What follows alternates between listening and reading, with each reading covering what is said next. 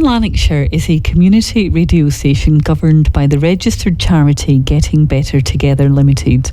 Therefore, the radio station itself retains political neutrality, and any political views or comments aired as part of political discussion programming or otherwise are not the views of Listen Lanarkshire, nor of Getting Better Together Limited.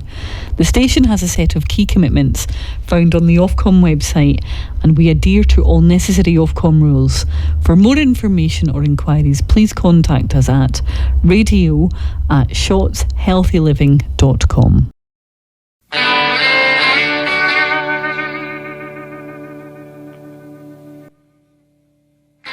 This program is a political discussion and commentary show.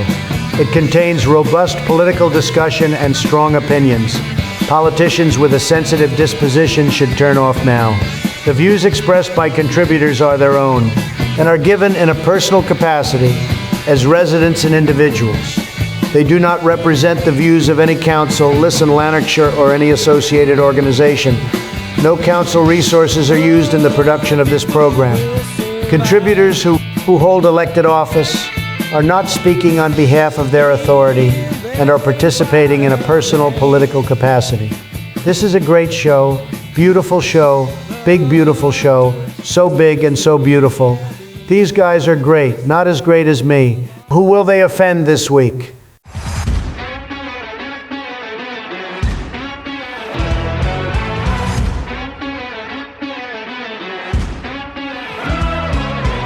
Hello and welcome back to What's the Point? Our apologies before we even start because we're late in getting on again, and it's cause Jerry Brennan, he's forever tardy in his timekeeping, so I must profusely apologise to our good listeners at home. But tonight, Jerry, we have lots and lots and lots to discuss. The last week in politics has been a bit of a whirlwind.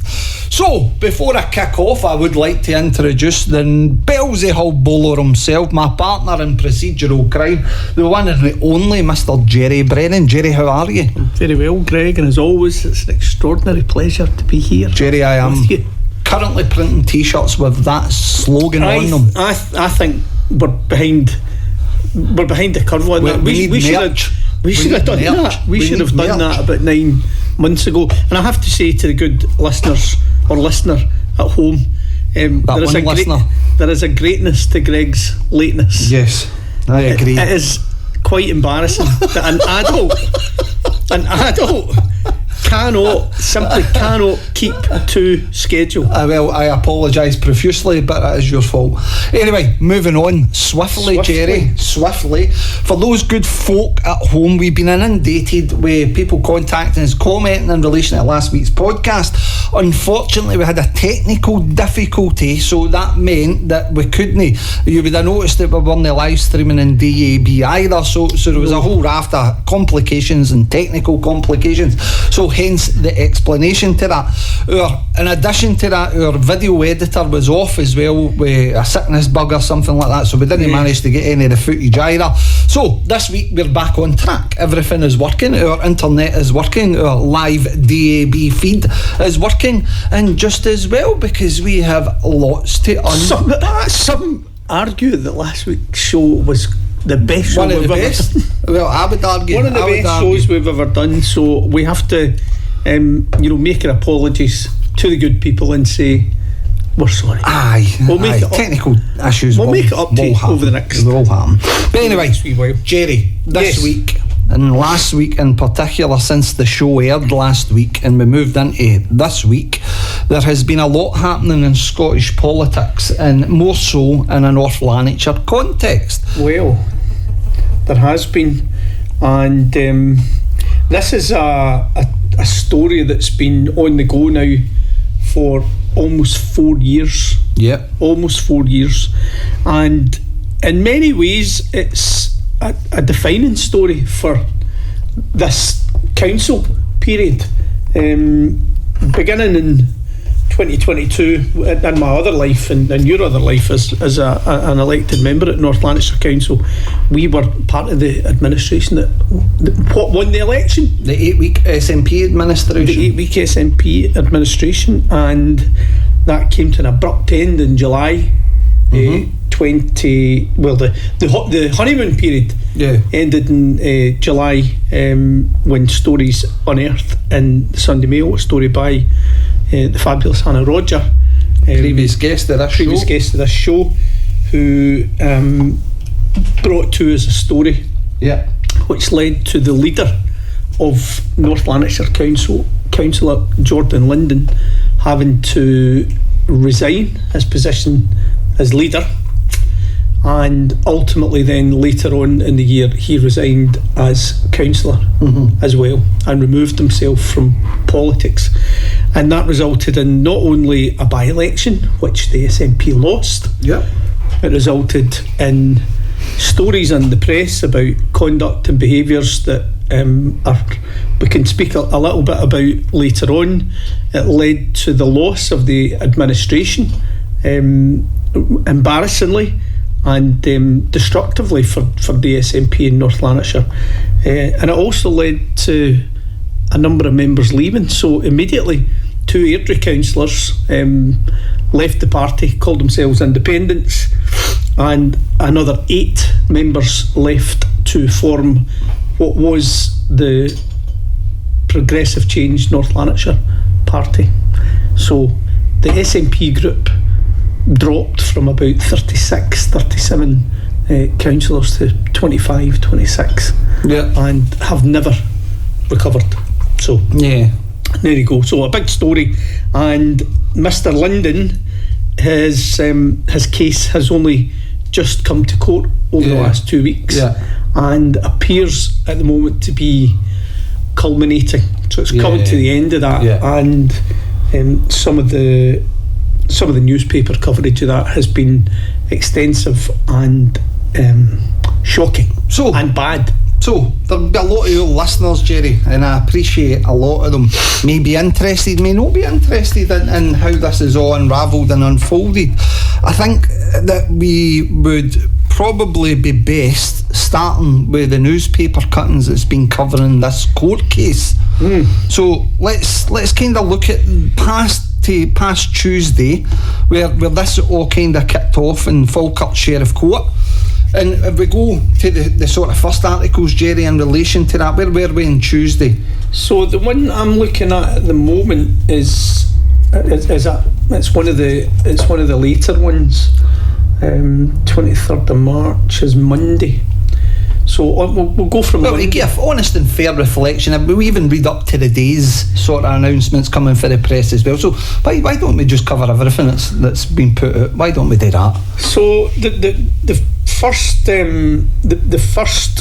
of the, not defendants but witnesses, I guess, who were called by the Crown Property Fiscal at Falkirk Sheriff Court were relatively young men who wished to share their stories about their experience. Right, how about I just kind of kick it off, Jerry? Go for it. Right, okay. So let's take today's headlines in the Sun newspaper. We have a full front page and we'll work our way back into the earlier stages. Yeah, so this is yesterday's hearing, and basically what it says is, front page of the Sun, victim claims party downplayed complaints about council leader.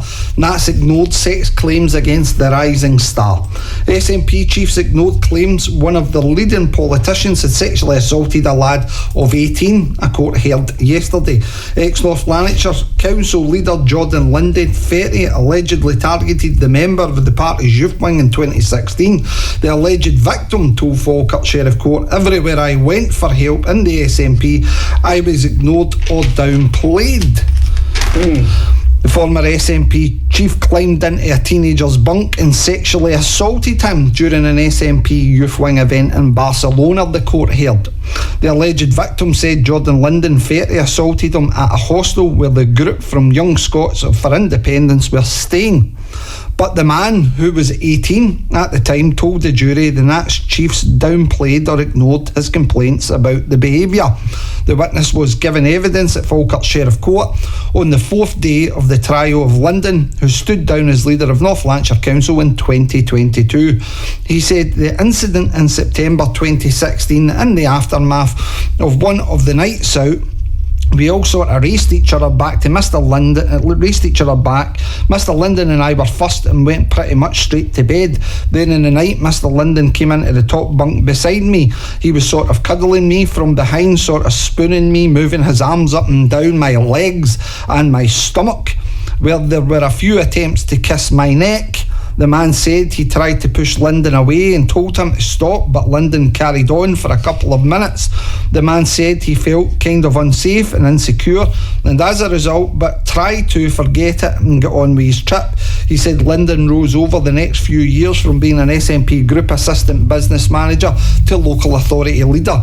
The witness said he went on to be elected as a councillor, but he claimed Linden regularly made comments about his suit trousers and his tops being too tight on him. The witness added, I started to modify the way I dressed as a result of comments Mr. Linden was making.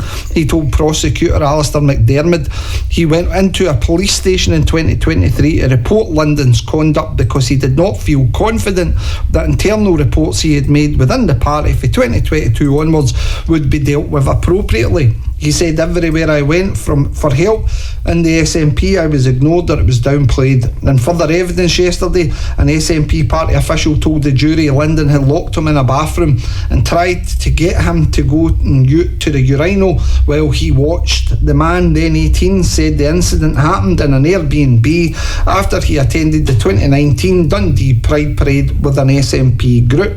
He said Linden, he was very loud, very intoxicated, rambling a bit. He kept sitting on me, putting his hand near my crotch, putting his hands down my top. The man said Linden followed him into a bathroom and locked the door behind him. He told jurors I was pretty scared, to be honest. Jordan asked me if I was scared, which made me more scared. He came towards me, I froze. He was trying to get me to go to the toilet while he watched. He was biting and kissing my ear. He was trying to touch my crotch. The man said he was deeply uncomfortable but unlocked the door and went back into the main area. He was asked the SNP then Equalities convener Fiona Robertson to drive him home. Miss Robertson, now 45, told the court I encouraged him to take it seriously. I said we should meet up and discuss going to the police, go to the party, or find him help in some other way. The witness decided not to make formal report until police contacted him in 2023. Linden of Bellshill, Lanarkshire denies 21 charges of sexual assault, stalking, sexual communications and breach of the peace against 7 boys and 5 young men aged between 14 and 22 between 2011 and 2022. The trial before Sheriff Crystal Sheed continues. There you go, that's the front page of the Sun today, Jerry, and page 5, big spread. So that's strong stuff. Very strong stuff. From a prominent politician. This goes back to last week. This was one of the first stories. So this was going back to the 18th of March, and this is from BBC. An ex-member of the Scottish Youth Parliament told the jury he had quit the organisation because a colleague's behaviour made him feel vulnerable and sick to his stomach. Former SNP Council leader Jordan Linden, 30, is accused of offences against 8 boys and 5 young men between 2011 and 2022. The alleged victims were aged between 14 and 22 at the time.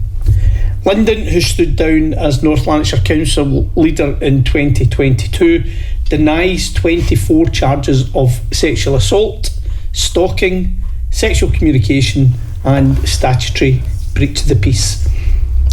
Falkirk Sheriff Court heard a man who is now 30 was 15 when he met Linden at the Youth Parliament. He said Linden phoned him in the night, panting, sent him photographs of his genitalia, touched his bottom, tried to pull his trousers down, and poked and prodded him, even in meetings.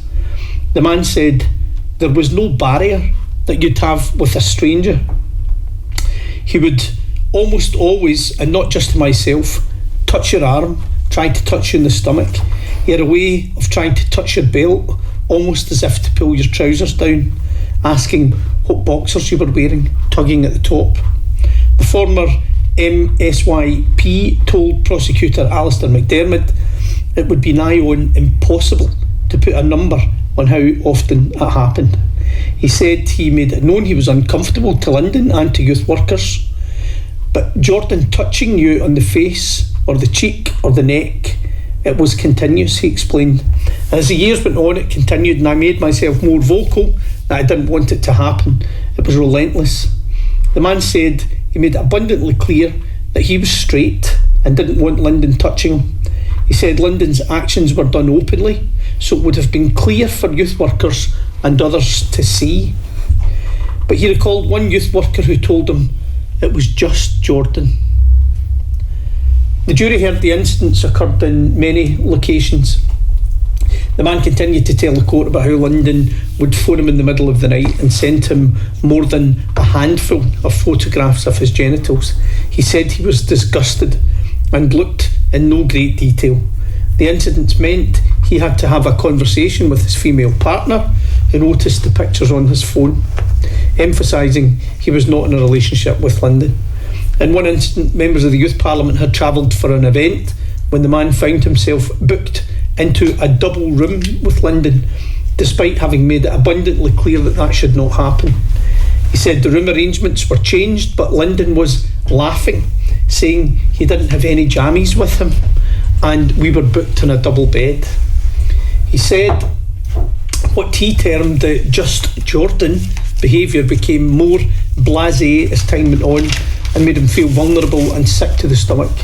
The man eventually removed himself from the Youth Parliament to take himself out of the equation.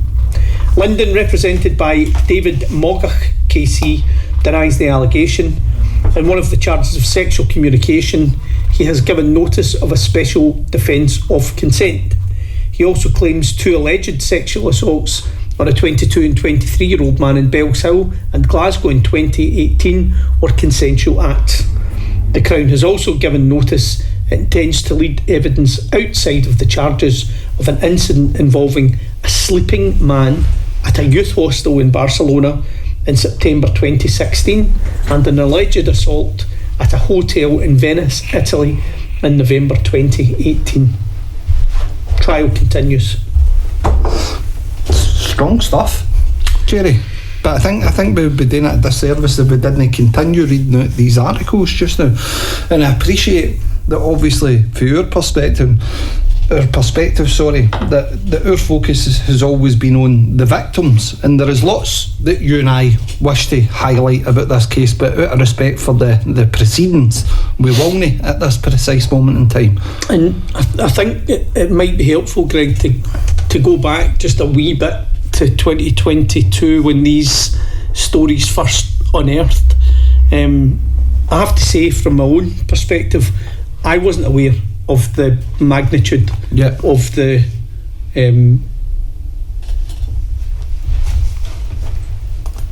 I wasn't aware of the magnitude of the allegations that were being made. There had been whispers in the background about certain photographs and things like that. I'd never seen them myself, but that was all.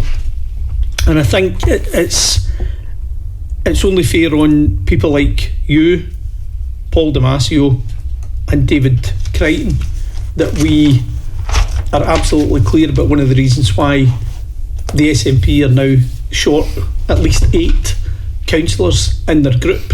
And that was because principally you and Paul, supported by David, were doing all that you could to ensure that the SNP began to investigate the circumstances which led to that individual rising through vetting 2 terms of being, because he'd already been elected since 2017. And tell us a wee bit about that experience. So the experience and the for outcome me, of that. Well, the experience for me was I was elected in 2017 at the same time Linden was elected, along with other key figures within North Lanarkshire SNP group. See when you do this, I'm going to let you speak for a wee while, but there is a story that came out earlier this week, and I think we need to touch on what you're going to say and then speak about that. There was allegations first made back in 2017, and at that point, and my understanding at that time, the party took no action because Jordan self-suspended himself for the party, which meant that no investigation could take place. And at the back of that, what we've seen why would that be the case? Just because he self-suspended him? Well, there's allegations continuously been made throughout the last number of years that there's been a level of protectionism over that individual. And again, self-suspension is a bit unusual, to be perfectly honest, especially within a political group, because normally what happens, and it's within the SNP's own code of conduct, that you would investigate to ensure that I think more so for any victim, provide reassurance, etc., or to ensure that there's safety mechanisms there for colleagues and various other people. So there is a safeguarding. There is a safeguarding policy.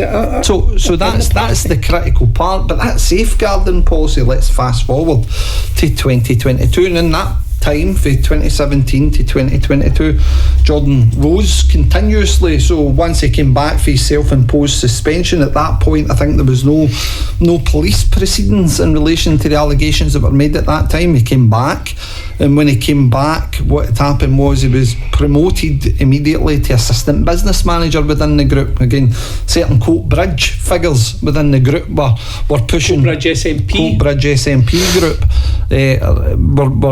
Coatbridge SNP members who were elected members within the SNP group were pushing for his promotion. Then all of a sudden we get past the pandemic, so all councillors, everything all kind of shut down for the pandemic. And then when we kind of started to come back out of the lockdowns, etc., and start to work digitally and online meetings, etc., all of a sudden Jordan was being touted as the deputy leader, because at that point it was David Stocks and others who were the leader of the group, those individuals who have been accused of protecting Jordan Linden, along with Tracy Carragher, who's the now leader, who was the group secretary back then. And basically what had happened was he got promoted to the deputy leader's position, and for 2 years or 1 year he retained the position of deputy leader, and then in the final year, 2 years he was deputy leader, and in the final year he became the leader in the run-up to the election. Now, at that time, you and I have documented this continuously, those who were vetted going forward for the 2022 election. Within the SNP group, it was only a handful of individuals who were vetted. It was myself, Paul Damasio, those who were very vocal in relation to how the group was being ran at times. And so, in effect, what we had was... So Jordan wasn't vetted? Jordan wasn't vetted at that time, because he was openly boasting about the fact that there was no vetting process.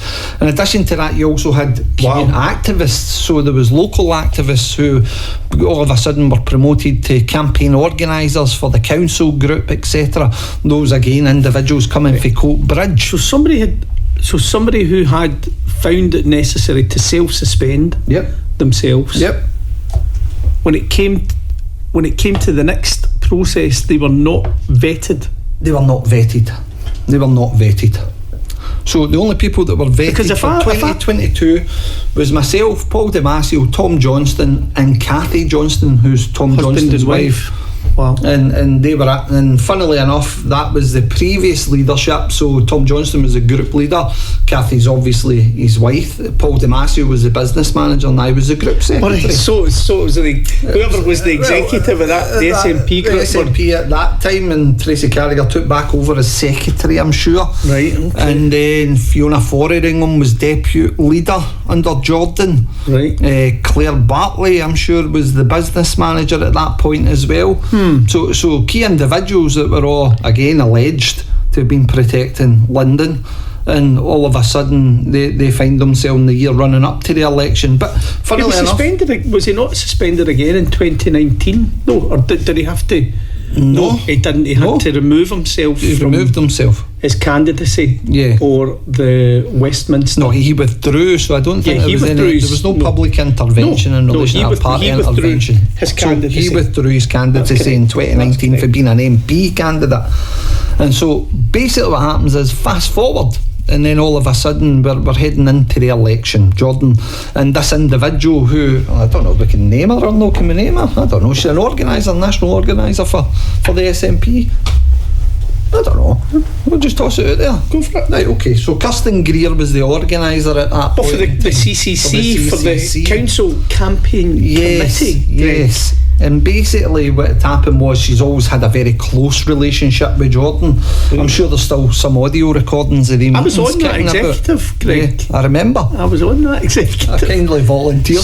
Somebody nominated me to be treasurer of that, and I ended up on that. And on that council campaign committee, where the leader of the council is meant not, or where the leader of the group is meant not to be, was co-opted. Well, here's a point for you, right? And if you go back, and I want to read the rest of these articles out, Jerry, because I think that given the context to this discussion this evening, and by the way, I hope the folk at home kind of understand as well, Jerry and I are not being as jovial as what we would usually be, because it's a very, very serious matter, and our hearts are first and foremost with the alleged victims in these cases, because when we're going to read some of the articles, it's absolutely harrowing. If you could imagine that's your child, you would be absolutely irate and no doubt, and absolutely scunnered and sickened that this is what goes on within the SNP. So again, deeply concerning comments that have been made in the press. Go back to the 22 period, because I want to,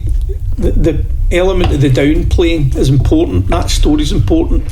So if you can finish setting the scene about what happened in 2022. No, again, this is just my observations, Jerry, and I'm being very, very clear on this. Absolutely. And somebody that's already been elected for 5 years and kind of having an understanding but as how the political groupings work, etc. So when Kirsten Greer was appointed the campaign convener, or whatever it was called, the council campaign convener, that was a Jordan appointment, and those two sat down, because at that point what we've seen was the SNP all of a sudden having a number of candidates parachuted in. So give an example, Alan Stubbs, who's a sitting councillor, his wife was parachuted in. That's Lisa correct. Stubbs, and their friend Joanne Kelty was parachuted into a position to stand next to me, and others. So Barry, was your friend. So was your Barry, aye. So was your Barry. So individuals were all parachuted in. No vetting, no previous experience. The reports that I heard at the time, and with Barry in particular, sorry to interrupt, but Barry will I would imagine it's the same case for everybody, unless they can prove otherwise. We would gladly apologise if that is the case, where somebody can show us their actual email clarification of vetting. Barry's at least been honest, Greg, to say he was not vetted. He was visited by Jordan Linden and Stephen Bonner, and before he knew it, he was a candidate. He was a candidate in Thorneywood, and at the same time I was being asked on the QT by Kirsten Greer and Jordan Linden to sound out Joe Budd to stand right after Joe Budd had, after he campaigned against the party. He campaigned against the party in a by-election the previous year. So again, if we go back to that, the rules were being changed continuously. Absolutely. It was a free-for-all. And the argument coming out, because again, what you seen Linden and Kirsten Greer do was trying to politically manoeuvre in relation to anybody at all that they seen as a potential challenge to the leadership. And they tried to kind of silence him in the process of the election. So I think the hope was certain individuals would have been voted out, because you would stick somebody with an alphabetical placing in front of them, and so take my position for talking, say, Lennon, Kelty comes before Lennon on the ballot paper. They were hoping that there wasn't enough work done in my ward area where I would have been excluded and no re-elected. So it was plain the nose in your face. But the other part to it as well was the make up a gender balance. So anytime the SNP gets into a wee quagmire, especially at a Coatbridge level, they always try to claim gender balance. Let me tell you what happened in Bellshill. Right. So people at home need to know that when you go to the ballot box for council elections, the names are alphabetised. So it's in alphabetical order. So Brennan, my name would be reasonably high up in the list. So in 2017, the SNP had the daughter of Richard Lyle, Marina. She was a councillor. She had been councillor from 2012, I think it was, to 2017. Stood again for election, and Jordan was brought in as well to run alongside her. But Jordan found himself above Marina on the list. And didn't he withdraw? Because of the alphabet, the alphabetisation sort of thing. And Jordan was elected, and Marina was out, and Marina had already been the councillor. So Jordan. So that was the case across this 2022 election as well. Cathy Johnston. So they basically put in Anne Ballinger, I think it was, in Cathy Johnston's position. Anne Ballinger, just a local activist in Cumbernauld, but again another strong proponent of Jordan Linden within the group. I was actually, funnily enough, listening to a recording on the way over here today, and in that recording Anne Ballinger stipulating, because it was just at the time of the announcement, Carragher was pitching for the leadership along with Alan Masterton. Fiona Fotheringham was basically saying about how Jordan kind of done her over, but they're friends now. This is at the back of the first newspaper article breaking, and in that. Anybody? Can I start by asking, is Jordan okay? Jordan is not okay, as you can imagine, but Jordan's got a lot of support. He's got a lot of support from every single person that's contacted in here. He's got support from party, from his family, and from his partner. His mental health is absolutely being affected by this. He wants to be here, but he couldn't be here. But thanks, and I appreciate your absence. I want to say that I read the Herald this morning, very much against my better judgment, because it's a newspaper I now detest. I was horrified to see that there was reports in it that had come from members of this group. And I hope whoever read that is happy with themselves, because I'm disgusted. Can I just ask, can everybody hear Anne speaking? I can't hear anything. Okay, I'll say it for the people, everybody that's attending online right now. The council weren't able to set the microphones up, so if you aren't able to hear what the members in the room are saying, I'll repeat it so that you can hear what's being said. Anne has asked if Jordan's okay. We gave her a response to her. She's went on to say that she's horrified when she read the paper today to see that there's already been a leak from the group. And yeah, it's extremely disappointing, and I've got to say that the party are really, really disappointed in it. The party have also asked me to express that there is not a single member in this group that's to go to the press on this. SNP press are dealing with this matter, so it's not for any individual to comment on it. So it's only the only other thing that Tracy didn't repeat that I said was that I'm absolutely disgusted that anybody in this group could behave like that. And I hope that we all feel that, because it's just awful. Somebody has taken advantage of our colleagues' mental health problems to behave extremely badly. And I really thought, I'm a new councillor, but I really expected to be working with colleagues who were better than that. Okay. And to express our disgust that a member has went to the press, and hope that we will be looking after a team member's mental health. That recording, Anne Ballinger's comments where something had appeared in the press. I'm disgusted. I am disgusted with this group, that any individuals could take advantage of this situation, and poor Jordan and poor Jordan's mental health. And again, the recording up, Jerry, at some point, because I think that will be interesting for folk to listen to. It will. Because it was all about Jordan's mental health and various things like that. And the thing that I kept thinking about is my goodness, where is one person saying about the alleged victims in this? Jordan, Greg, I get through vetting, right? And vetting was quite spoken about this on this show before. Vetting was quite strict for me. So it's a written piece, then it's a team-based, not an exam, but a team-based exercise. Then it's a hostile interview, and you know, so you're challenged. You're so you'll be one of the few that was vetted in relation to standing. So I was vetted properly. My intention was to stand in Bells Hill. Right now, if I had stood in Bells Hill, I would have been above Jordan on the list, which would have potentially knocked him out. Which could have meant that if the same thing happened between him and Marina Lyle, Jordan would have been out. So, well, you've got to ask yourself, wait a minute. In Bells Hill, no, because this is an important point. In Bells Hill, you had Jordan Linden and Lisa Stubbs. Lisa wasn't even in. She hadn't typically been mentioned within that competition, within that campaign, the SNP would only return one. So really, in effect, what you've done is by putting Lisa Stubbs into that seat, you've effectively blocked anybody else potentially coming in with a lower alphabetical position.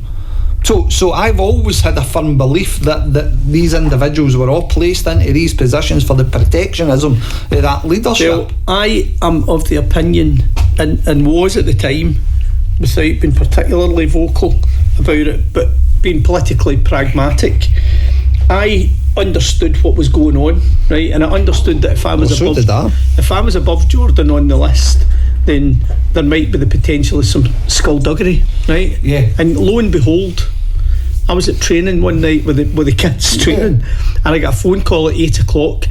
Jerry, there's an emergency meeting of the CCC executive, and it's in 15 minutes time. Yeah.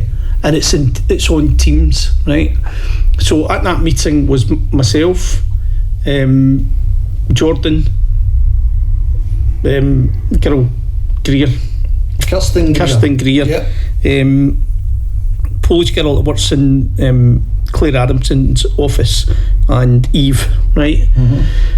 And at that time, Jordan and Kirsten Greer announced that to help with the gender balance that you spoke about, famous chestnut that they pull all the time, that they have offered to ensure that where there is an incumbent who is male, then the second place on that will be held for a female, which effectively meant So it was made up, the gender balance thing, because the quota was already. We never made quota. So it was already there, but in relation to the number of females that were standing, because there was more females standing, I'm sure, in the 2022 election, but it was in 2017. Whatever way it was, it meant that I could no longer run in the ward where and that was where you grew up and where you absolutely of. And that was to ensure that Jordan was not challenged in that seat. That's exactly what happened. And I ended up, and I've no regrets about this now, because I've thoroughly enjoyed it in my other life, because there was nobody running in Motherwell North, and I was pushed out to. So let's fast forward. We get to the election. We win the election. The SNP returns significant numbers. My own victory, I think I passed quota immediately, so I had something like 1,300 and odds. My second preference votes all transferred on to my running mate, who was Joanne Kelty, Alan Stubbs' wife's best pal. Right. And basically that all transferred over.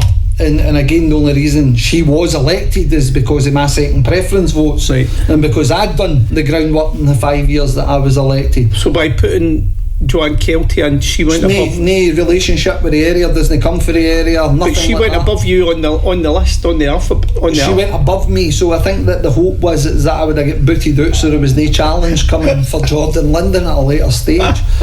So when we return after winning. How many's on your ward? How many? Three. It's a three councillor ward, right? So, and this is important because it's a Labour stronghold. It's always been a Labour stronghold. So the likelihood of us winning 3 seats, 2 going to the SNP, was unthinkable. But the SNP, so that's really strategic what they've done by putting Joanne Kelty above you on the list. Yes, I need to share this.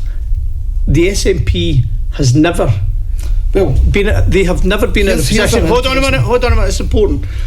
They've never put 2 councillors up in a 3-seat ward.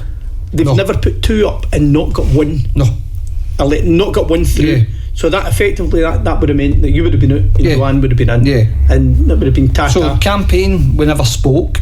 So never ever spoke to her during the campaign. There was an intermediate in there. My election agent was the one that kind of made contact any time that was needed to be done. Found it very, very strange that the individual didn't want to engage. You would think that moving in, you're not involved in politics, you've not really got a history in the branch, you're not really well known. Obviously at that point in time I wasn't 100% assured in relation to credentials, but again you would think you would want to speak to the incumbent, especially if there's been various campaigns for the local area.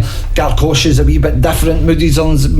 How do you do the VMS, Greg, if you don't speak to each other? Here's the thing, right? I agreed to a VMS, but this all got fabricated in a complaint at a later stage. But the point that I would make in this is again, no communication, no dialogue. Cathy was kind of the same, and Cumbernauld, others who were all experiencing this. And again, this is why allegations of protectionism were made throughout. So it was all about making sure that Jordan was in the strongest position to take the leadership, right? And I think they've established that, kind of spearheaded by Coatbridge councillors. Without question. SNP Without councillors. question. So that would be Alan Stubbs, Tracy Carragher, Gus McGregor, Kirsten Larson, who was the individual that says the only thing Jordan's guilty is the recording that's out there. The only thing Jordan's guilty is being a young person, and individuals like that. Leslie Mitchell would be another one coming for Fulton's office. Funnily enough, quite a lot of them all work in Fulton's office. So we get to 2022, and rather than us going in to say, right, okay, let's have an AGM, let's do that right away, and then AGM will decide the leader. This is after we've won the election. This is after we won the election. What we had was communication control, so everybody's all added to a WhatsApp. The only person that's doing all the work and everything's Jordan. There's no delegation to anything. So if you're a new councillor coming in, it looks like this guy knows his stuff, he's doing everything. I'll be honest, as a new councillor coming in, it certainly seemed to be the case that he was the man. He was in charge of everything. He controlled everything, and underneath it, the support structure absolutely came from Coatbridge SNP. 100%. There's no question in relation to that. But there we go, fast forward, he's duly elected as the leader, and then within an 8-week window, the Sunday Mail article breaks. And when the Sunday Mail article broke, because it was quite funny at the time when they managed to finally get it over the line, because at the time we were looking at potentially Labour and the Tories uniting again in relation to a coalition, and it was all this fanciful fanfare coming in the SNP chat group about this one and that one, and somebody spoke to this and all this drivel and nonsense. But basically the position was they managed to form that administration. They did.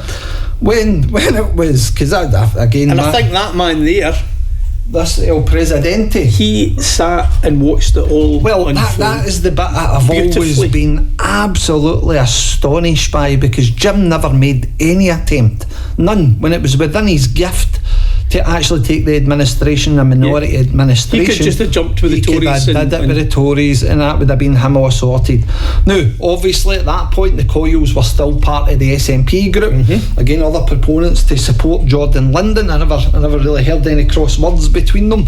There was always this idea of elderly ones supporting, particularly elderly ones who can discount Big Paul in there. But again, certain elderly ones that So I'm going to start the meeting right now, and I'm going to start it with the very, very little information that I have on this. And I just received an urgent phone call that Michael Coyle has left the party, and I cannot get hold of him to speak to him. My understanding is he's crossing the floor. I don't know anything about it, so I can't comment on it. I told you. Just had a phone call about it now. Sophia, as you can see, is pretty upset because she also didn't know about it. She's been completely blindsided by it, and has not been able to speak to her dad. Sorry, I don't want to put words in your mouth, Sophia, but that's my understanding, and I'm not expecting Sophia to come in and say anything, because that's not fair on her unless you want to say anything, Sophia. All I can say is,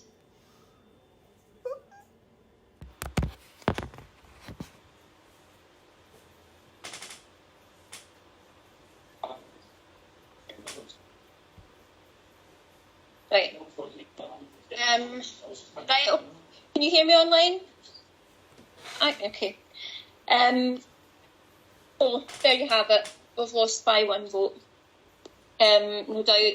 I mean, obviously Twitter did know before, which was a bit bizarre how that came about. I see Sophia's not came back in, because it would have been very important to be. It's been sent via emails. Is anybody able to send it directly to Sophia? Apologies, Sophia's asking if there's a link to join the meeting. I would like everybody to be mindful of the fact that this is her dad, just for personal reasons for her. Everybody's shocked. Okay, Sophia, that's you on. Ian McCann has been contacting me, and Eric Geddes, who is Press for the Party, has been contacting me. So the Press for the Party are going to be doing something on this right now. I'll be speaking to them as soon as this meeting's over. I think I'm just going to open up to the floor, actually. Right. No, actually, what do we do now?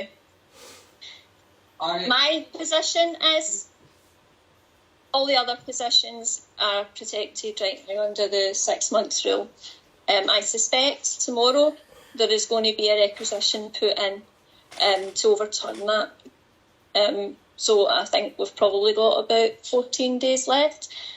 I don't know if that's everybody else's position. There is other options that we take a stance and we're always supporting the Linden leadership, and again that was always quite surprising, to be perfectly honest. But fast forward, and again what we have is that Sunday Mail article breaking, and then all of a sudden we then end up in this absolute madness, pitches for leadership, pitches for deputy leaders, and ultimately what was proposed as Carragher and Alan Masterton take on the leadership and the deputy leadership. And at that point there was a rationale behind that, though. I would get that, and I have to be upfront about that. Even at that time, because I was a convener of the administration, and the sensible political thing at the time was trying to hold on to the administration. That was it. And the smoothest, the least difficult way to go about that would automatically just be for your deputy to move into the easiest way of going about that is retain your SNP councillors, because immediately after that we had was Michael Coyle jump ship and Sophia Coyle jump ship. But again, inexperienced councillors like myself at that point in time, naivety, would not have known. We would not have known that. That's been there would not have known that coming. So anyway, I just want to make here's the point, right? So again, administration, I get a phone call. I was in a surgery in Moodiesburn, and the phone rings and answers the phone. Hello, is that Greg? Yes, speaking. This is the leader of your council. Sorry, this is the leader of your council. I'm phoning to sorry, I'm in a surgery, but I'll phone you back later. No, don't hang up on me. Yes, I'm hanging up, and you hung up the phone. Next thing I get about 3 or 4 phone calls. I kept hanging up, but by the 5th phone call, I think you were hanging up on Jordan. Yes, right. By the 5th phone call I get absolutely irate, and I thought, you know what, I'm going to give my piece of my mind. And so the next thing it's, yes, I'm phoning to offer you a position on the administration. No, I'm good, pal. Thanks very much. I wouldn't take a position in your administration under any circumstance, but I'm sure others will. And I hung the phone up, Jerry. Right? And that's what happened. Again, I know. I was quite happy because that was my personal decision, because at that point I'd already knew 2 alleged victims, and for one alleged victim at that time before the second came forward to me.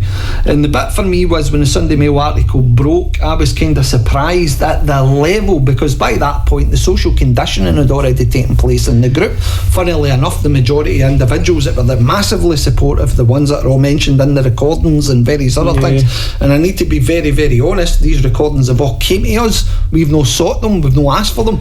Dan's point, I just want to come off the back here and say it's getting to the point where we have to start thinking about what you're saying at meetings. I don't want to be in that position where I'm wondering what I'm saying at meetings.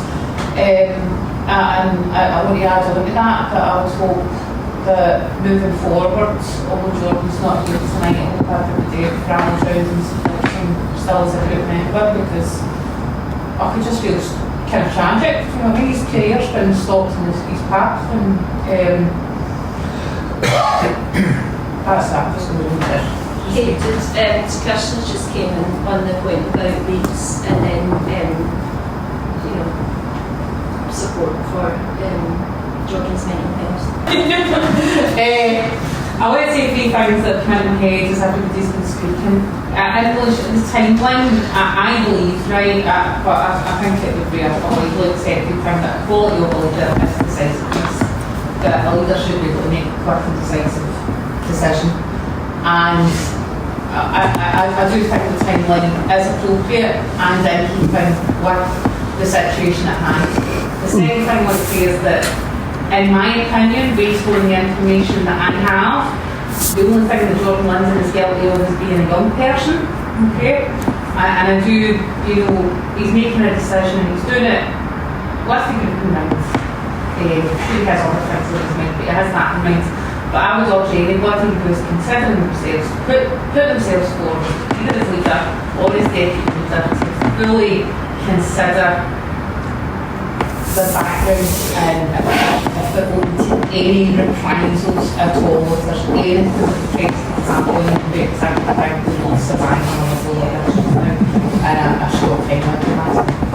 Okay, just one thing. There's been recordings of group meetings that colleagues have fired or and forwarded to us, so we will share them. There is loads of them, and again, not just one or two meetings that have been in the press. There's a back catalogue recordings of how the SNP group conducts itself. I've heard some of those recordings, and there is information within those recordings that absolutely make crystal clear the 100%. gaslighting that was going on, and even towards the end, it allowed us to be tricky and clever to ask questions where we already knew the answers. Well, the bit for me in this was, but just to hear the answers coming out that you knew were not true. Well, the bit for me in all this was, as I said, Jerry, at that point in time, there was 2 alleged victims that I knew. I sent Tracy Carragher and Claire Bartley an email. I'd asked for a conscience vote,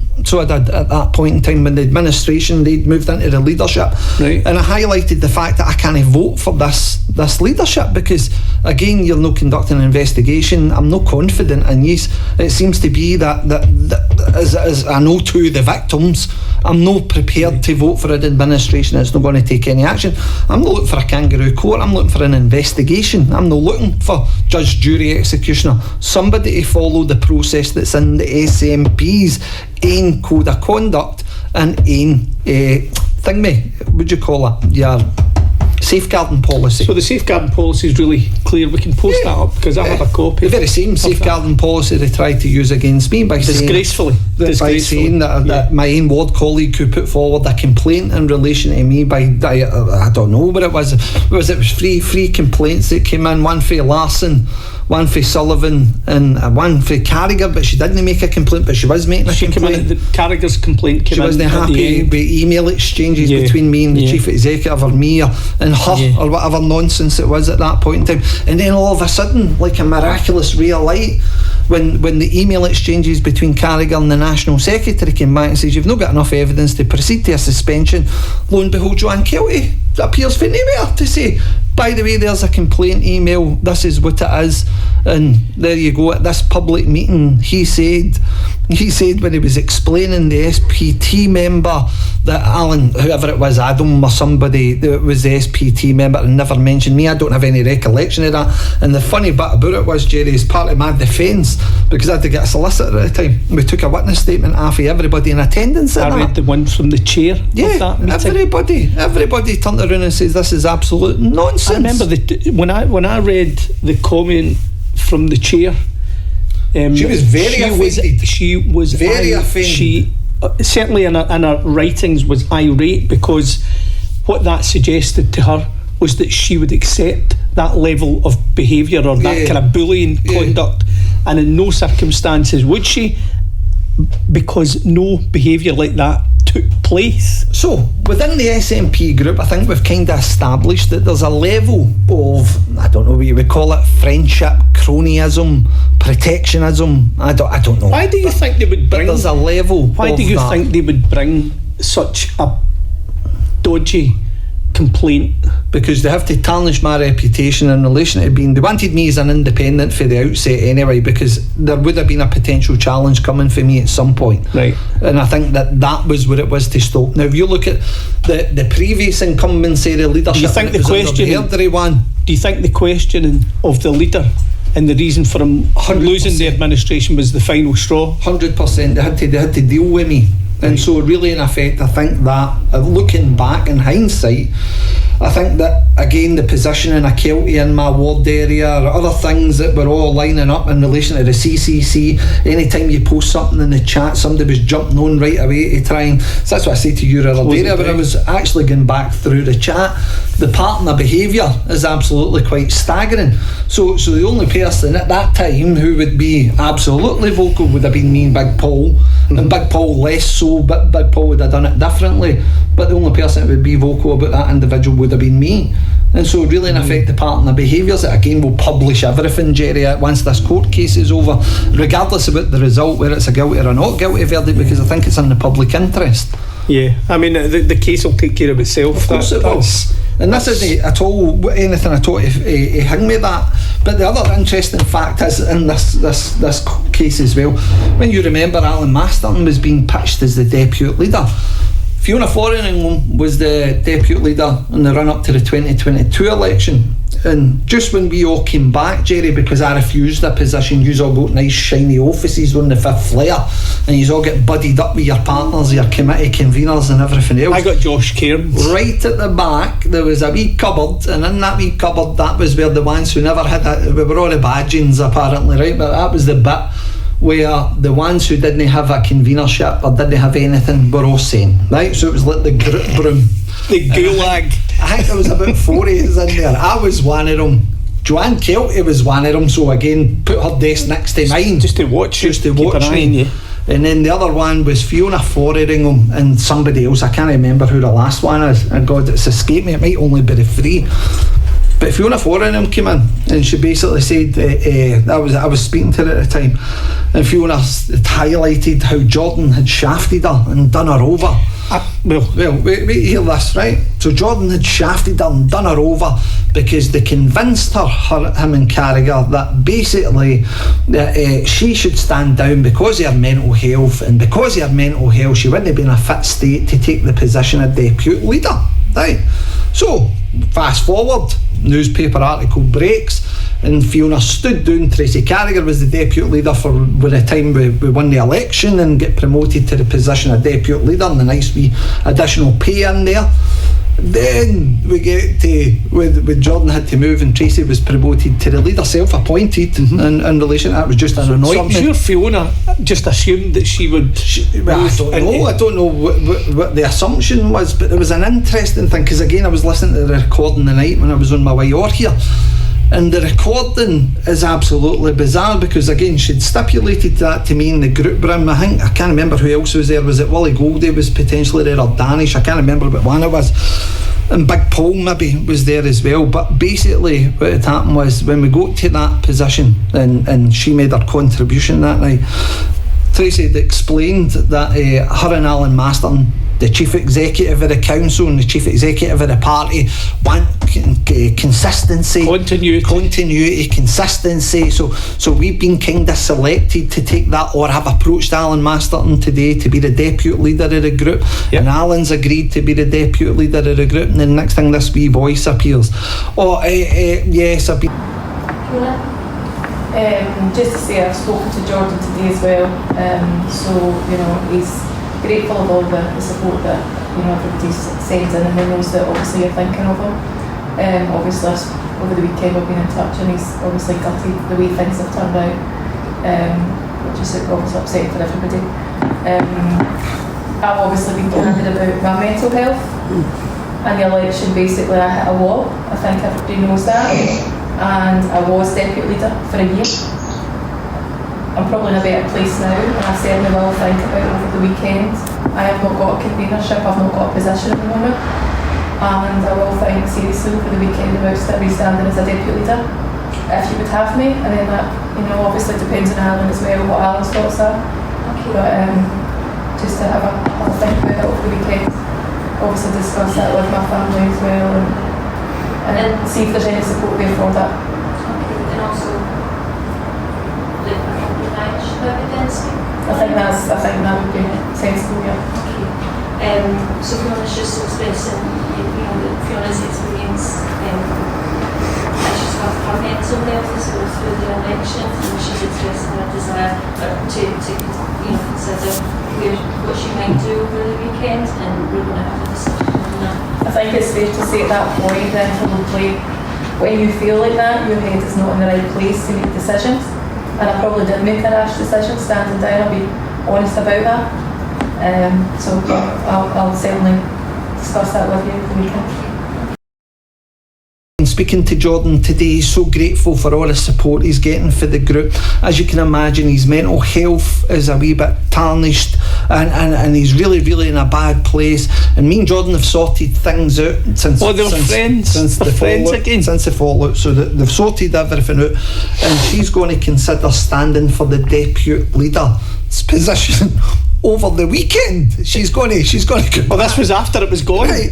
No, given her mental health issues, she wasn't in a good place. She couldn't make decisions, and she was a wee bit rash in relation to deciding that she was standing down before the election. Now that we've won the administration, and now there's a change in that deputy leader's position, well, she's considering going for the deputy leader's position. I didn't really know at that point. And I'm sitting there and I'm listening to that today. Know the room first and foremost is a done deal. That bus is left. Alan Masterton's getting the deputy leader's position. But it was interesting how it's kind of all the relationships had all aligned to make sure everybody was behind supporting Jordan Linden. But also, in addition to that as well, it was about the new administration, or the new leadership, the new executive SNP group, and that executive pushing forward. Now, Claire Bartley's an interesting character in all of this as well. As I say, she was the business manager, Cumbernauld councillor. And again, Claire Bartley, big fan of yours. Oh, she absolutely adores me. Big fan of yours. But again, the bit about that is looking. Let's just wait and see what the outcome of the court case is, and then we can have a proper discussion about Claire Bartley and who her friends are. Yeah. But anyway, I wanted to kind of finish off in two articles. We'll do the day's one, Jerry. We'll see before we do that. I want to go down this one because this is important. Yeah. It's another BBC article, but it's SNP downplayed complaints about former leader. Yeah. Trial hears, right? And this is from Monday. So a councillor has told the court that the SNP downplayed or ignored his complaints about the behaviour of Jordan Linden, one of the party's leading politicians. Linden, a former council leader, is on trial accused of 21 offences against 7 boys and 5 young men between 2011 and 2022, including sexual assault, stalking, sexual communication and statutory beat to the peace. The man told the trial about an instance when he was 18 where Linden climbed into his bed, kissed and caressed him and did not stop when asked. Right, now, I don't want to go back through the length of that story, right? But the man told Falkirk Sheriff Court how he, Linden and other members of the Young Scots for Independence, the youth wing of the SNP, were in Spain for a Catalonian National Day event in September 2016. And following a night out in Barcelona, the man said the group he was with had raced back. That's the one that you sort of mentioned earlier on, they'd raced back to the hotel. And basically what the member has said is that the court heard from another SNP party official who said that Linden had locked him in a bathroom. That's an aside, but the sway and power element is important, Greg. The man, now an office manager for an SNP MSP, said he was deeply uncomfortable. He said that despite booking the waterfront Airbnb, he decided not to remain and asked the then Equalities convener for the SNP, Fiona Robertson, to drive him home. So it's clear from that point in time that members within the SNP, within the hierarchy of the SNP, they knew about these allegations to the extent where one of them is alleged through this report anyway to have taken this person home. Robertson told the court, "I encouraged him to take it seriously. I said we should meet up and discuss going to the police, going to the party, or find him help in another way. A formal report was not made until police contacted the witness in 2023. So, while all these incidents were going on back in 2016, and the SNP hierarchy appeared to have known about it, or individuals knew about it, the SNP appear to have done absolutely nothing. And had they done so in 2016, they may well have stopped all of this from happening." Well, one of the again, listen, I think that the bit for me in this, before we kind of cut for a break, And we'll be live on TikTok tonight. I should have mentioned that as well to start the show. We will be live on TikTok roughly in the next 5-10 minutes. But basically, Jerry, I think that again, within the allegations that have all came out over the last couple of days, we've got incidents where individuals were sleeping, they've had their cells being caressed, touched, etc. and potential operations of oral sex being performed and things where these claims are being made. I think that the important bit for me is to get out what Jordan said today, because ultimately we're not here as judge, jury and executioner. Is this in a report? This is today's newspaper article, so to give the sort of position for what the court's hearing. And this is really just a running today. Commentary of the story. Former council leader denies sending sexual images to men and boys. A former SNP council leader is denied sending images of sexual nature and making sexual advances towards men and boys when he was a member of the Scottish Youth Parliament and later a local councillor. Jordan Linden, who stood down as leader of North Lanarkshire Council in 2022, is on trial accused of 15 offences, and that's been reduced now to 15, involving 12 male complainants, including sexual assault, sexual communication and stalking. He denies all charges. He claimed that the images he sent to others while in bed or a bath were not meant sexually and were because he was being silly. The evidence focused on his time for the Scottish Youth Parliament, in which Linden was an elected member 2011 to early 2016. Linden, who's now 30, became visibly emotional when he told the court he did send one consensual sexual image to another person, but he alleges it was then sent to multiple other people without his consent. Linden said he felt betrayed and unfairly treated. He added the initial conversation had been two-way and consensual. When asked by his defence lawyer if he sent photographs to people when he was in the bath or in bed, Linden replied that he had done. Questioned why he sent those images, Linden said, because I was silly. He also told the court that images were not as described by some of the complainers. Linden said these pictures were always either from the chest up or knee down and always sent to multiple recipients. The former council leader added he never received any objection to the images because the recipients, were engaging in similar activity. Denial of inappropriate contact. When asked about making inappropriate contact and sexual advances, Linden also denied this. He described himself as a hugger and said he would hug and kiss the cheeks of many Youth Parliament colleagues. He told the court he was never made aware of any objections. Asked if he could be blind to visual cues, Linden said he was not always the best at picking up on them. Instead, he told the court he takes people at face value. Earlier, the court heard the complainers who claimed he received around 20 missed calls for Linden a few nights a week for a few weeks in 2021 before he blocked him. At that time, the complainer was a teenager and Linden was the leader of North Lanarkshire Council. That's concerning. Linden also denied a sexual assault allegation, claiming the encounter had been consensual and he and the complainant had remained friends for a period afterwards.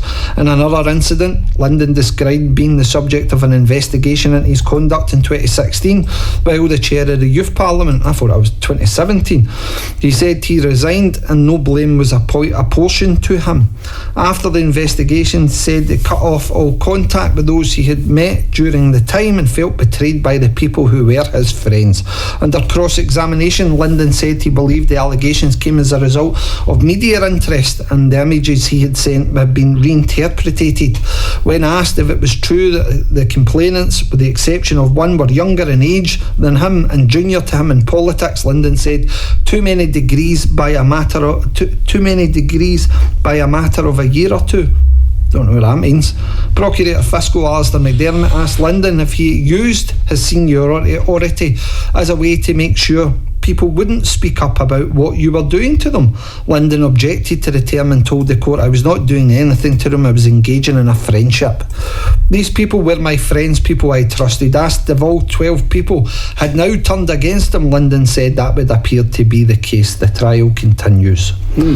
So on that note, Jerry, I think that we've kind of covered that for this week. I think no doubt next week we'll come back to cover a lot more, and hopefully by that point there will be some sort of answer for us. So there should be an outcome to the case, and that will be whatever the jury deem it to be. Everybody is innocent until they're proven guilty. As I said, all we have done tonight is give an historical overview of our experience within that SNP group and read some articles from newspapers which are available online, and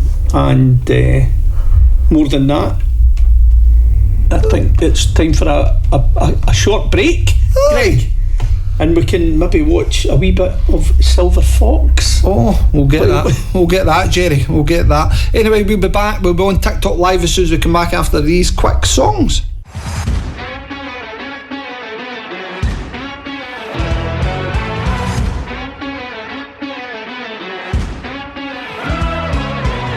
And welcome back to What's the Point, your number one political and satirical podcast just for yous good folk in North Lanarkshire. So Jerry, before the break we covered significantly the whole Jordan Linden debacle. A bit dry for some people, but I think it is. But for us, as political watchers, and for anyone who's interested in local politics and local government, and indeed in national government, they need to know what goes on at grassroots level. You came across an interesting article there just before we were during the music break there, Jerry. A big friend of mine sent me an article from the Daily Record, and I don't have the date of it and I don't have the author of it, but it certainly alludes to around, it's an article from around about that time, and there's commentary on it from the SNP, an unnamed SNP spokesperson, who talks about all the North Lanarkshire SNP councillors were at the Christmas group party, as they do every year. No complaint was ever made about Jordan Linden's attendance at the party, and no official complaint has been made about his conduct, right? So that was at a Christmas party in 22, after the newspaper allegations have come out. Yeah. And we were all in this place next to Motherwell train station. And was that Merlin's Bar or something? Can't remember the name. It may well be that. It's in the pictures, right? So I was there with a couple of the members of the SNP group, other councillors, had a bite to eat, pint of beer, and we're waiting on the rest of the group arriving, right? And the rest of the group were Jordan Linden, Tracy Carragher, and Fergus McGregor's brother. And it was absolutely clear as day to me what was going on, because there had been some dialogue in the background about Jordan is going to be coming back into the group, he's going to be playing. This is before he resigned as councillor, so he stood down as leader. By this time the allegations have been made against you, your trumped up still allegations against Jordan still voting for him. But Jordan's been reintroduced back into the SNP group as a full member, with a full voice and a full role to play and all the rest of it. And as soon as he came in the door, I just got my jacket and left, because I thought there is no way on God's earth that I'm getting a photograph taken in here, because I suspected what has happened. So that was the photographs. Well, the photographs have appeared everywhere. That's the ones with Richard Sullivan, Tracy Carragher, Fiona Foreign, and Jordan himself. Indeed. And in addition to that, just separate ones between Tracy and Jordan. Yeah, but you know who commented on that? Who? At the time, Labour's Jim Logue, North Lanarkshire council leader, said, "Why is Councillor Linden still in the SNP? And why is the party not taking disciplinary action against him?" Well, that's so. It seems that the only individuals who did not want disciplinary action to be taken through an investigatory process was the executive of the SNP, who were the Coatbridge councillors, who were the Coatbridge SNP group, by and large. By and large, Masterson aside. But then he stood down as well when the heat got too much. He didn't like it. Well, again, we'll come on to talk about all these individuals in the coming weeks, no doubt. Anyway, full council is coming fast and thick upon us. It is. And again, the SNP, this full council have about 10 motions all gone. There's forward. A lot of motions. You would think they're trying to divert attention away from current proceedings. It's going to be kind of difficult to divert away from anything. I mean, the motions, I've not gone through all the motions, Greg. I've been through some of the motions. I'm surprised that some of the motions have actually made it through. actually. So it was a bit of a contradiction in one of them or two of them. Yeah. So, and again, I don't want to give too much away before.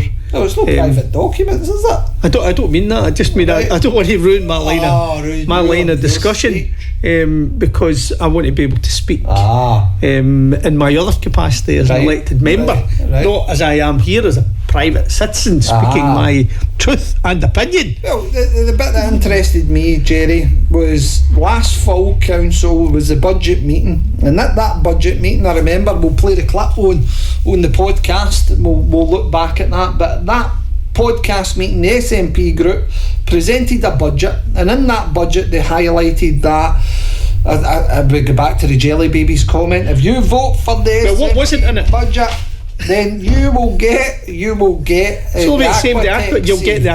You'll get the Aquatech saved. And then what we had was the council, the SNP leader Tracy Carragher make a statement because she wanted to clear everything up, that the capital expenditure programme, because when they get to the policy and strategy committee meeting on Thursday, which was last week, they were going to make sure that within that capital investment programme that the money would be there. I was waiting on it. I was waiting on the announcement. I was sitting there watching that item. And basically what I wanted to find out was whether they were going to be allocating between 8 to 12 million to the Aquatech, or indeed they had reprofiled the capital spend to include a renewal of the Aquatech, and that was coming in at around 40,000. Bearing in mind the same kind of project can be done in South Lanarkshire for 27 million, but that's beside the point. Building a brand new swimming pool, building a brand new community swimming facility, pool, or like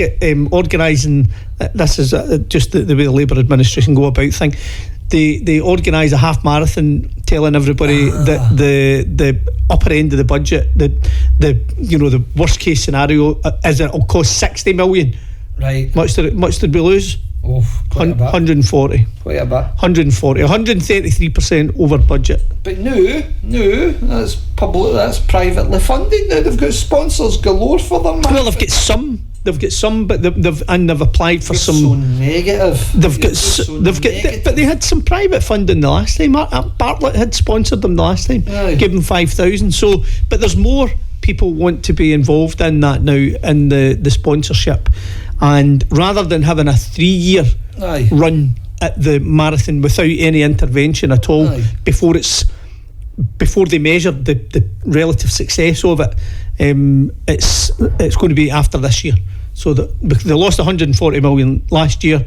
We'll see what happens this year. They're anticipating again that they'll be able to do it for 60, and then there'll be an assessment as to whether or not it'll be viable. So that'll be interesting to watch. So coming back to the full council and the budget, so at that budget meeting, Carragher was professing all the way out, and basically this isn't their budget proposal, isn't the mechanism or the vehicle to put in the investment. And You've hijacked the meeting. This isn't the place for that investment to be discussed.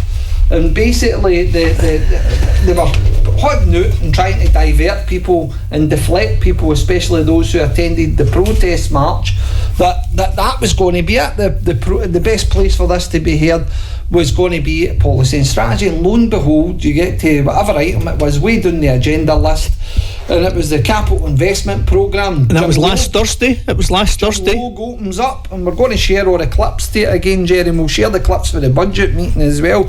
But all of a sudden, Jim Logue opens up. Has anybody any questions in relation to the capital investment programme? Dennis Johnston, who's their finance spokesperson, basically came in with a couple of questions on completely different items, and not one mention for anybody in the chamber about the Aquatech being incorporated into the capital investment They programme. were irate. They were raging. Hijacked meetings, Jerry. Did they have any jelly babies at the meeting? This is not the place to be discussing funding for the Aquatech. I'm surprised at that. I'll tell you what I was surprised at as well. There was talk of a demonstration taking place prior to policy and strategy. And guess what happened? Just a few hours before policy and strategy committee took place. Right. there was an announcement that Aquatech was going to be reopened on the 23rd of March. Did it reach its temperatures? Somehow it's managed to reach its temperature. I mean, that could be just good fortune, but it struck me as, you know, the timing of that. You couldn't have planned it any other way. I mean, it was so. What's the word? You used the word quite a lot for that. It's like serendipity. It was like serendipity. All of a sudden, it hit the magic number. I wonder what's going to happen tomorrow. It's meant to be really cold tomorrow, and they're talking about the potential of snow. So, if there's a dip, do we then need to close it again? So, if anybody's watching on TikTok and you're a user of the Aquatech, do you feel betrayed by the SNP? That would be a good question to start the debate on. Is the SNP trying to hoodwink the electorate by saying, because we've seen instances of this in the past, school transport, NLC 9 workers, that kind of stuff, the SNP's position vocally and out there, and then all of a sudden when we get to that committee, it changes all of a sudden or gets downplayed. So we seem to have had another instance and demonstrable record of the SNP saying this is not a place to budget meeting, it's going to be the capital investment programme for policy and strategy. Then all of a sudden a massive U-turn. You get there and it's bonkers. Anyway, if you're following us on TikTok and you're watching TikTok live, please remember to like the channel and all the other stuff that you do with these things. If you're watching us on YouTube, like and subscribe. But again, I'm going to go to the comments to see if we've any comments. And now, Jerry, let's try and batter through. We've got loads of people watching, but I don't see any comments. So, is it a case that North Lanarkshire Council's currently been ran the way you want to see it? And if it's a case the full council's coming up, what's the key things that you think should be getting discussed? Do you think Labour, SNP is correct in trying to overload the motions going to full council to try and detract away from press articles and headlines this week? Or do you think something else should be getting raised? I think what's going to be coming down the line is, and I was contacted by a constituent today in my other role as councillor about the Ravenscraig development and about the potential for new houses, the potential for an AI data centre and another hub.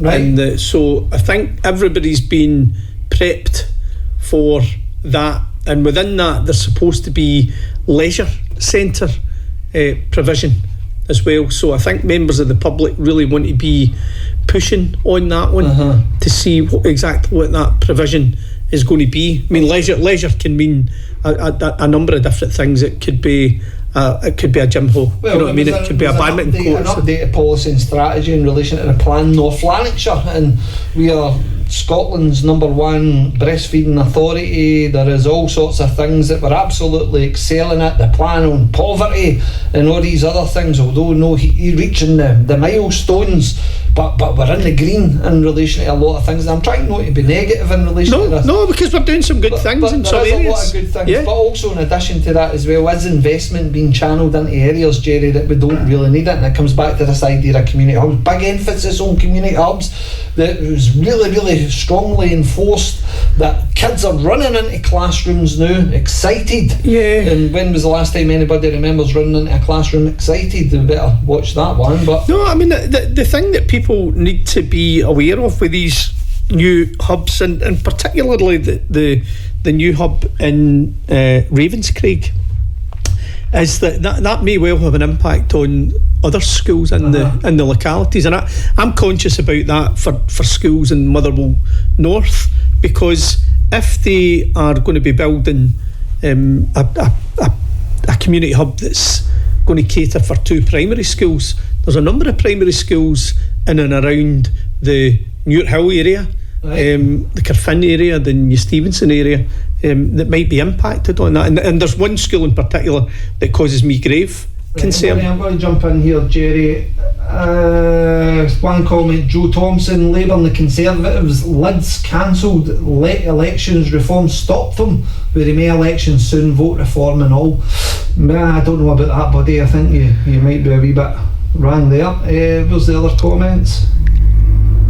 And again, reform, Jerry, what do we think again with reform? Do you think they've done enough in relation to the launch of their manifesto? I've not really looked at the manifesto too much this week, Greg.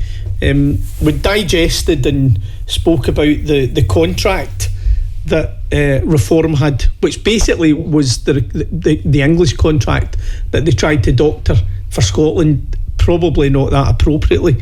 But the manifesto, I would imagine, is going to be one that builds on what's already in the contract, and that will be around low taxation, low thresholds for income tax at 20%, and probably they're doing away with some of the higher brackets. Comment, then that's a pal of the show, John Marston, said, and why don't NLC have ward committees or locality committees?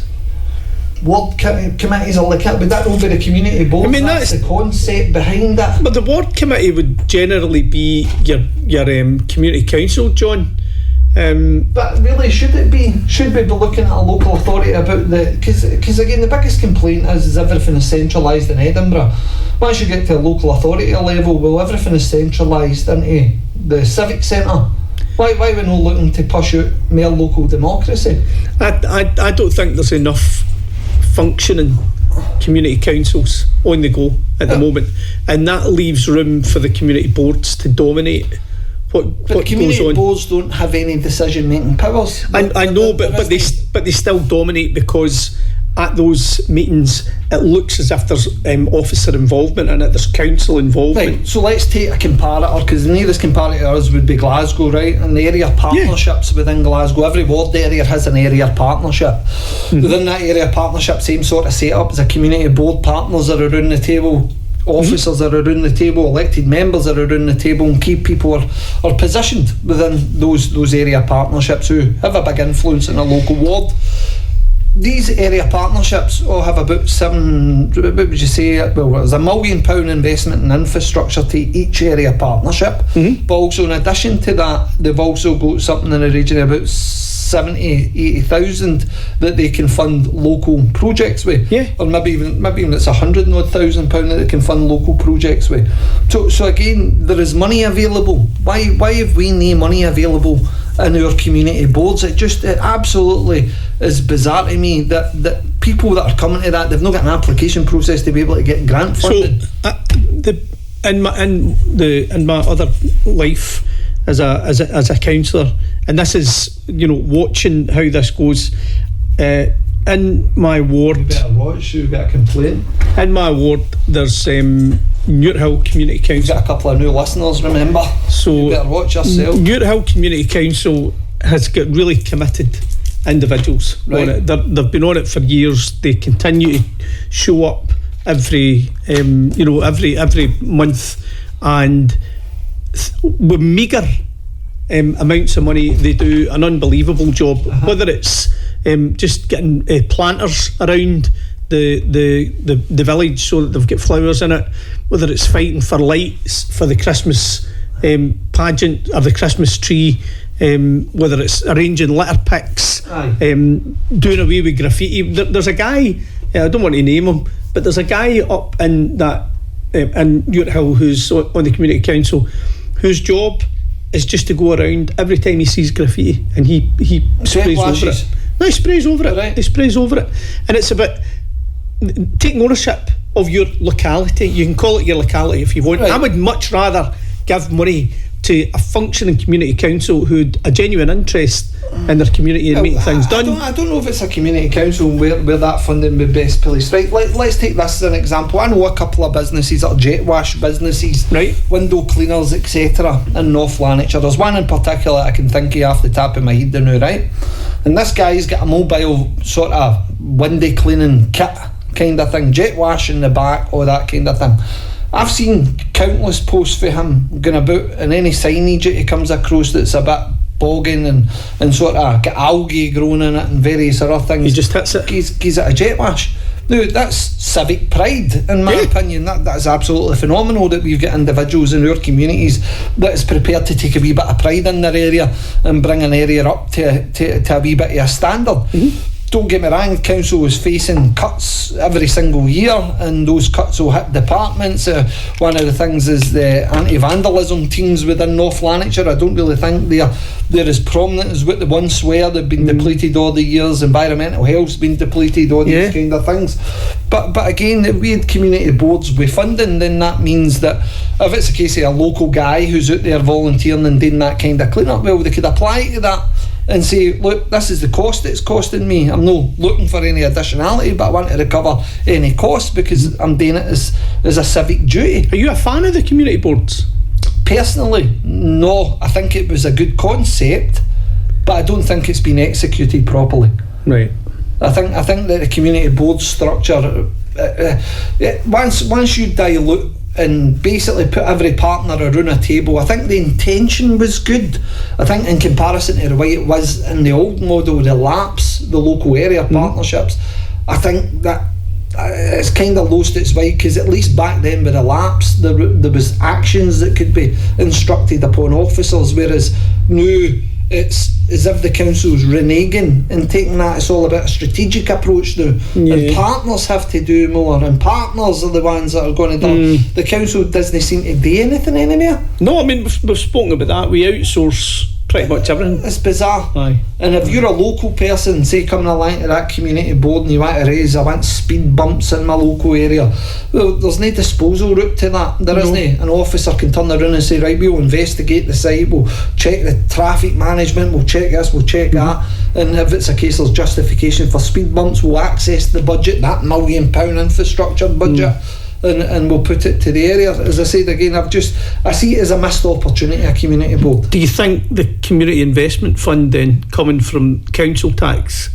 and that my opinion is very well known on this. I think what we invest that money in is the wrong thing. I think what we're going to have is significant debt in years to come. If there's any spike in interest or anything at all a sudden a war and our borrowing rates, etc., everything else is going to be jeopardised. I'm genuinely concerned. The world is unstable. It's not for me to comment on the position of the world, but what I can comment is in the financial fiscal responsibility of North Lanarkshire Council, and whether or no is that the right thing. Now, looking at the plan for North Lanarkshire, the argument coming towards the administration is that everything is going in the right direction in relation to nothing's wrong anyway. Nothing's wrong anyway. But everything is community hub focused. If you're a local person, the people that I talk to try booking a space within a community hub, it's practically non-existent, because loads of officers are using that space, or the schools are using that space, people are using that space. And I think that we've missed a trick with the capital investment fund. I really do. If your ambition is to build these hubs, then I'm not necessarily against that. But if you're taking 1% and putting it towards that rather than the 2%, 1% give the 1%. 1% could be going back into the community. There we go. I think that's a sensible, sensible way to go about it. Wait there. Where have we got? We've got a couple of other comments coming in, Jerry, just before we finish up. Where are we? So again, do you agree, do you disagree? We'll keep this chat ongoing once we publish the podcast on Thursday. We don't have any technical issues tonight, thankfully. We apologise. All is well, and I guess this is probably, and we've spoken about this a wee bit earlier on, it's probably the driest of the episodes that we've done. Next week's might be a wee bit different, but there is information that members of the public need to know about how your North Lanarkshire politics works. And as individuals who understand a wee bit about that, we are best placed to share that in this. You're getting a standards complaint in this commentary in this wee show. Well, ladies and gentlemen, this has been What's the Point. Thank you very much, as always, for joining us, for you good folk on TikTok. Thanks very much. We appreciate we were a wee bit later on the night as well, but we should be back to full operation next week. And again, no technical issues preventing us from posting the podcast this Thursday. Everything should be absolutely fine. It should be a Bobby Dazzler. Jerry, thanks very much as always for joining me. No, you're very welcome. For you at home for joining us as well. This has been What's the Point. Thank you, and we'll see you next week.